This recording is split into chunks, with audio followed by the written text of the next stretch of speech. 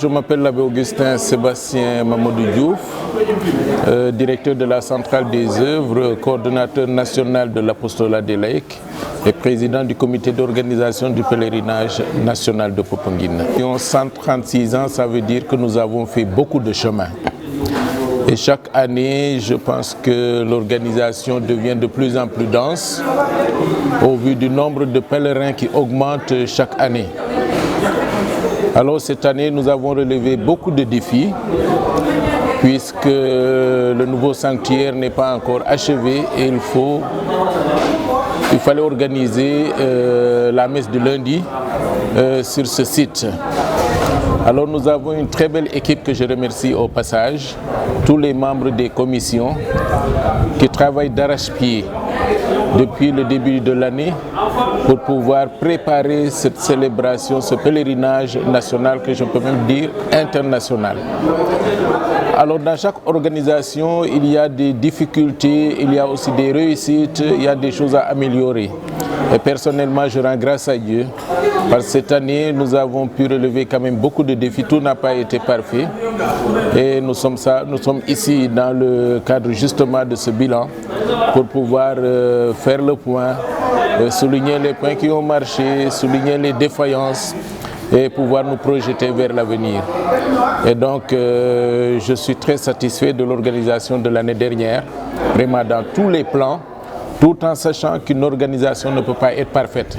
Et donc je considère que tout ce qui n'a pas marché, tout ce qui n'a pas réussi, peut être considéré comme des sacrifices qui vont vraiment se transformer en grâce au bénéfice de tous ceux qui sont venus à Popenguine et qui certainement n'ont pas eu satisfaction totale. Je m'appelle l'abbé Marcel Mané de la commission de liturgie du pèlerinage national de Popenguine. Alors je rends grâce à Dieu d'être là pour partager avec les frères et sœurs. Je tire un bilan vraiment satisfaisant. Satisfaisant parce que le pèlerinage s'est déroulé dans de très bonnes conditions. On a eu de multiples célébrations, beaucoup de célébrations, donnant l'occasion aux fidèles de vivre vraiment cette démarche de foi, cette intimité personnelle avec le Seigneur. Alors on a eu 8 célébrations eucharistiques, sans compter la nuit d'adoration, la veillée avec, sous forme de jeu scénique avec la communauté Jeune Espérance, et sans compter aussi l'adoration permanente à la tente de la rencontre, et puis des confessions, des chapelets dirigés par des groupes, notamment la Légion de Marie. Alors tout cela est un motif d'action de grâce à Dieu, lui qui est le maître d'œuvre et qui nous a permis de vivre ces moments forts, voilà, avec lui, au pied de Notre-Dame de la Délivrance, qui est notre mère et qui veille sur nous. Je m'appelle Fidèle Tchangay, je suis coordonnateur diocésain des jeunes de Thiès et représentant du foyer de marche de Thiès et Saint-Louis au niveau du CNPP. Comme on a l'habitude de le faire au niveau de la direction des œuvres, en tout cas cette année a été vraiment particulière. Nous étions en tout cas tous les diocésains de Thiès très enthousiasmés que Thiès soit à l'honneur pour l'animation liturgique.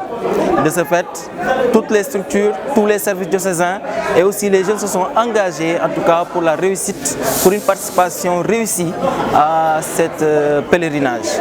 Donc en interne, on a constitué les commissions, on a essayé de travailler avec le comité national, on a organisé la marche des jeunes et aussi la participation surtout au plan liturgique. Il s'agit aujourd'hui de la chorale, mais aussi des différentes lectures et des différentes messes. Et aussi nous avons vraiment bien apprécié les messages de notre vicaire général à Thiès, Abbé Tas, et aussi de son Excellence Monseigneur André Gueye, qui nous a parlé, qui a parlé aux jeunes, qui a parlé aux chrétiens et à tous les Sénégalais en général. Je suis Jean-François Diogoysen, le secrétaire général du comité local de l'organisation du pèlerinage à Popenguine.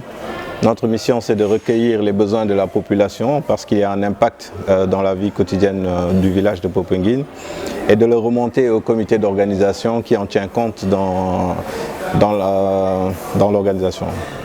Et donc, notre bilan cette année 2024 est assez positif puisque nous avons réussi à mobiliser plus de gens dans les réunions du comité local, des gens de diverses compétences. Et également, nous avons pu respecter le calendrier des réunions qui commence à partir de décembre jusqu'au pèlerinage. Donc.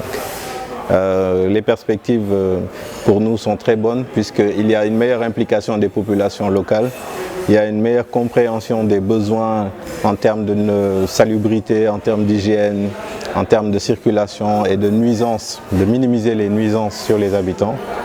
Et notre rôle est vraiment principalement dans l'organisation du pèlerinage de nous assurer que les autorités de l'État qui prennent des engagements et qui viennent les exécuter sont accompagnées sur le terrain, notamment pour les services d'hygiène, mais également pour les services de santé, de nettoyage, la Sénélec, la Sonaged, etc.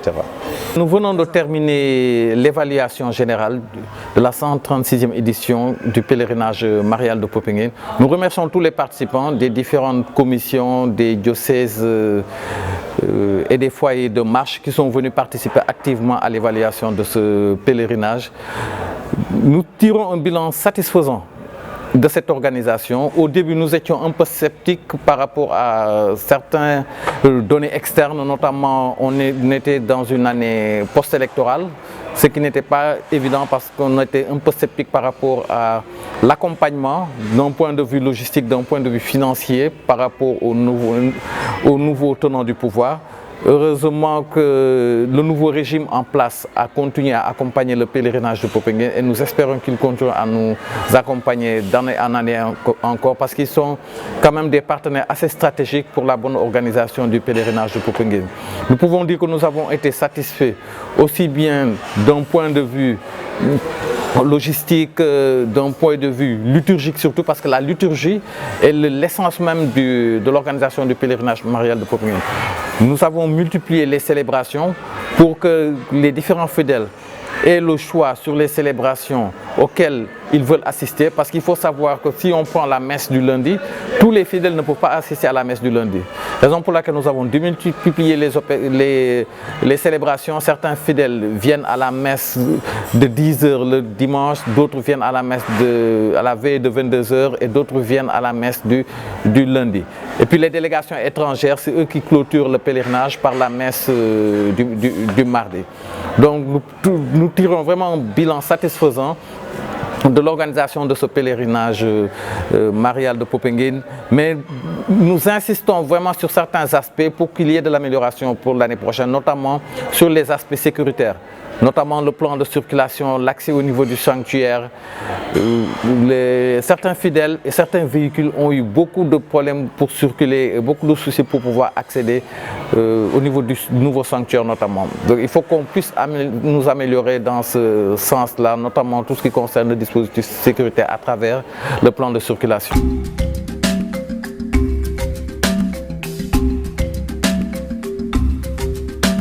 Alors pour l'édition à venir, je peux rappeler que c'est le diocèse de Ziguinchor qui sera certainement à l'honneur s'il n'y a pas de changement entre-temps. Et donc encore des défis à relever, encore un chemin à faire et surtout une préparation spirituelle à assurer pour que chacun puisse savoir que le pèlerinage est une démarche de foi. Alors nous allons faire encore beaucoup d'efforts, surtout au niveau du village des marcheurs, pour permettre à tous ces jeunes qui arrivent à Popenguine de pouvoir être dans de bonnes conditions, même si ce ne sont pas des conditions qu'on a à la maison. Pour ceux qui viennent aussi le lundi, parce que la marche n'est qu'une partie du pèlerinage, certains viennent aussi et beaucoup pour la plupart le lundi.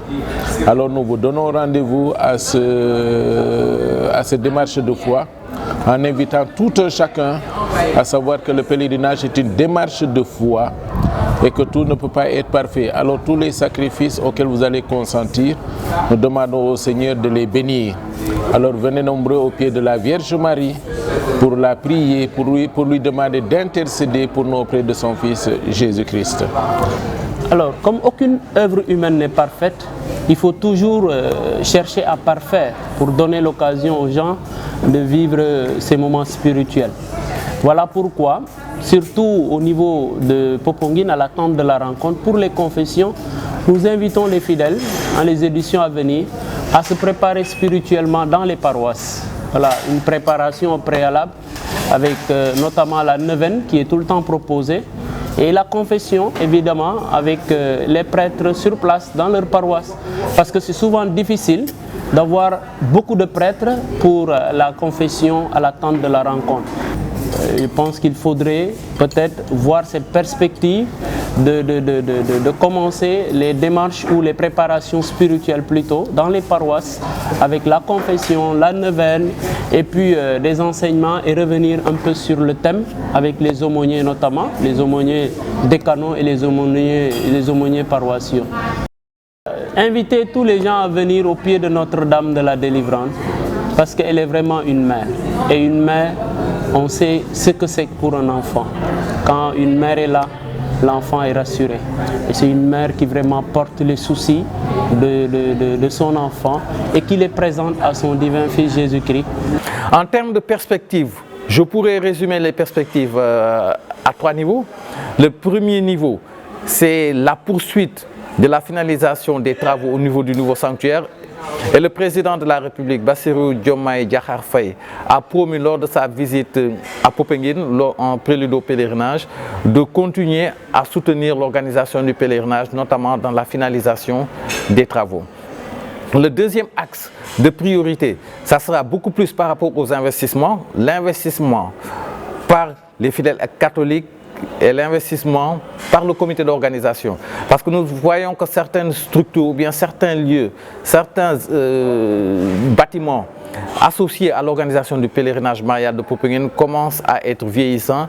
Il va falloir qu'on mette en place un plan d'investissement triennal ou quinquennal pour pouvoir passer au renouvellement de certaines infrastructures dans le cadre de l'organisation du pèlerinage de Popenguine.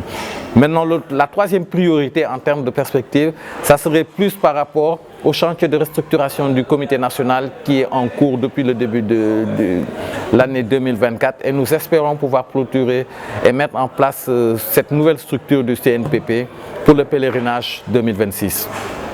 Je terminerai par lancer un appel aux fidèles catholiques par rapport à l'engagement.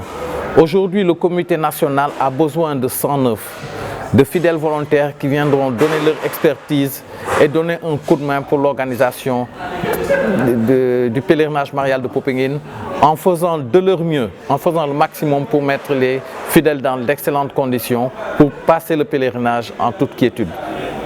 Encore une fois, je sollicite l'engagement des fidèles catholiques à venir de manière volontaire intégrer le comité national du pèlerinage de Popenguine.